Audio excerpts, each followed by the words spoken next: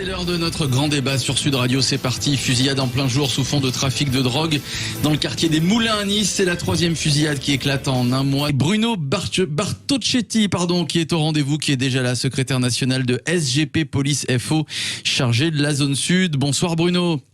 Bonsoir. Bartocchetti, voilà, Bruno Bartocchetti. Très bien. Et ben voilà, parfait.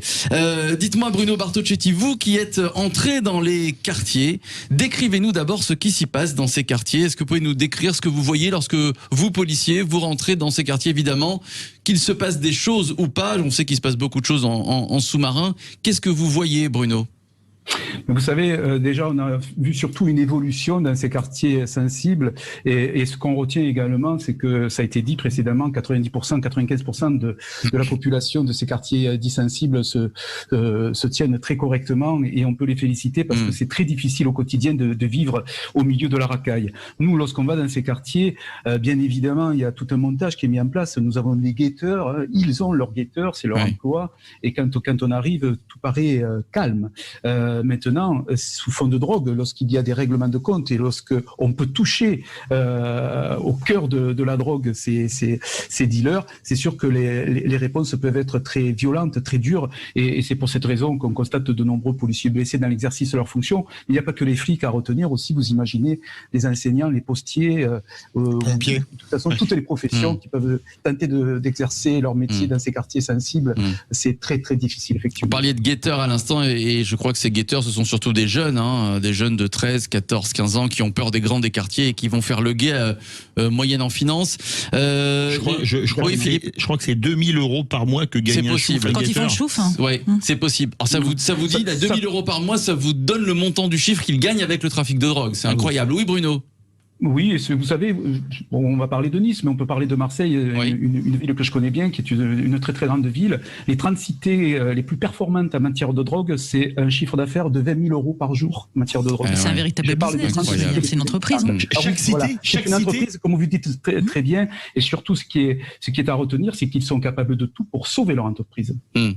Alors c'est vrai qu'à Nice, et beaucoup s'en sont émus, ce sont les armes qu'ils ont utilisées, des armes de poing, mais des armes longues, des kalachnikovs. C'est incroyable. Qui aurait dit qu'un jour en France on allait voir à Nice devant un petit supermarché une fusillade avec des kalachnikovs?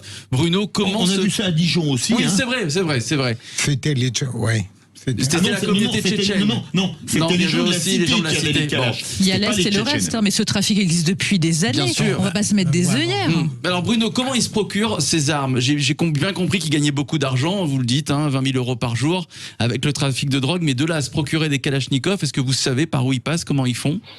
Il y a plusieurs filières, bien sûr, qui viennent des pays de l'Est, et puis c'est arrivé crescendo, ça a été dit et avec beaucoup de pertinence depuis 40 ans. Donc on a cette progression et cet armement qui a pris sa place dans ces quartiers. Forcément, lorsqu'on gère 20 000 € par jour dans certaines cités de biens financiers par rapport à la drogue, il faut s'équiper, il faut s'armer, et on part sur les kalachnikovs qu'on peut faire venir de certains pays de l'Est. Ça, c'est un premier point. Mais ce qui est à retenir aussi, c'est pas depuis peu qu'on a des règlements de compte ou de l'intimidation avec des tirs à la Kalachnikov.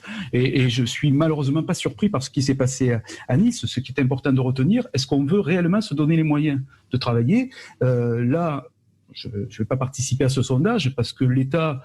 est-ce que l'État ne veut pas aboutir? Je ne pense pas. C'est que l'État ne peut pas pour l'heure aboutir parce que il ne se donne pas les moyens d'aboutir. Aujourd'hui, en matière de délinquance, on est dans la dernière vague, vous savez, sur de la délinquance. C'est-à-dire qu'on dit mais la police ne peut pas agir. On jette la pierre dans le jardin des magistrats, c'est faux. Ils font leur travail également, mais ils n'ont pas les moyens de sanctionner. C'est peut-être revenir en arrière sans mission politique sur du court terme qu'on peut enrayer ce phénomène-là et repartir sur des décennies de travail et mettre de côté l'aspect politique pour aboutir et rejeter ce phénomène. Alors Philippe David. Non mais j'ai pris ma calculette quand j'ai écouté Bruno Bartocchetti. 20 000 € par cité, il y a 30 cités, ça fait 600 000 € par jour. Ça fait à Marseille, il n'y a rien qu'à Marseille. Ça fait 219 millions d'euros par an. Et puis là, il n'y a pas de TVA, il n'y a pas de charge, etc. Divisé par 30 cités, ça fait 7 300 000 € par cité. Excusez-moi, si on veut serrer les gars, on y arrive. Il suffit de mettre le fisc dessus. Parce que les 7 300 000, ils ont bien un train de vie qui les fait pas rouler en Twingo qui a 150 000 km. Bruno. Oui, alors après en matière d'économie, je vais peut-être avoir du mal à répondre, mais on s'était donné les moyens avec le GIR, vous savez, le regroupement des interventions avec les douanes ou le fisc et la police nationale, mais là aussi ça demande un budget en France. Est-ce que l'on veut se donner les moyens, est-ce que l'on veut financer tous ces services-là pour repousser le phénomène de drogue? Je ne dis pas que l'État ne veut pas, mais pour l'instant, il ne se donne pas assez de moyens pour cela. Mais vous savez, on parle de Marseille, je vous ai cité je vous ai parlé des 30 principales cités. Mais vous avez d'autres villes en France qui parlent pas d'elles parce que, justement, la paix sociale règne avec un trafic de drogue qui circule à la vue de tout le monde. Et il n'y a pas que les grandes villes. Vous avez je ne vais pas toutes les citer dans notre zone sud, mais elles sont nombreuses. Le trafic de drogue est très, très important. Ça génère beaucoup d'argent.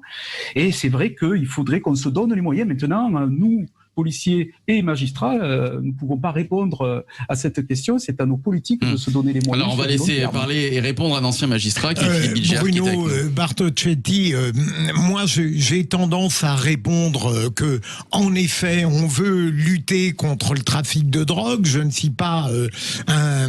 considère pas qu'il y a une présomption d'impuissance du pouvoir, mais on constate évidemment que ça ne marche pas à l'heure actuelle. Et vous évoquez simplement un problème de moyens.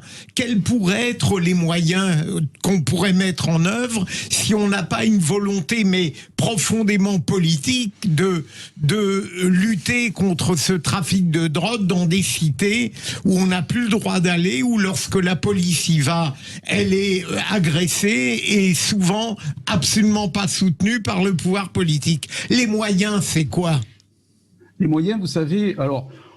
je reprends une phrase qui est souvent répétée, de Victor Hugo, excusez-moi, mais on ferme les écoles, on ouvre des prisons. Moi, je crois que dans ces cités, on doit regagner le terrain, mais pas qu'à travers la police. On doit regagner ces cités à travers le travail, la présence du service public, et on doit avoir ce courage politique, c'est-à-dire de ne pas laisser cette place à ces voyous. Et ne pas, vous savez, à Nice, on intervient, notre nouveau ministre se déplace à Nice, et on peut le saluer, il parle de 60 CRS.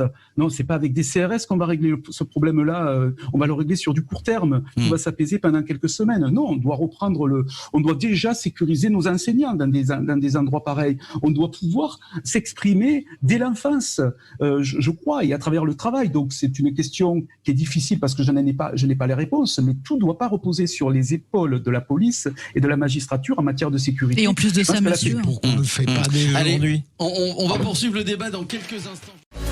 Retrouvez toute notre actualité sur videopolice.com, la chaîne YouTube d'Unité SGP Police.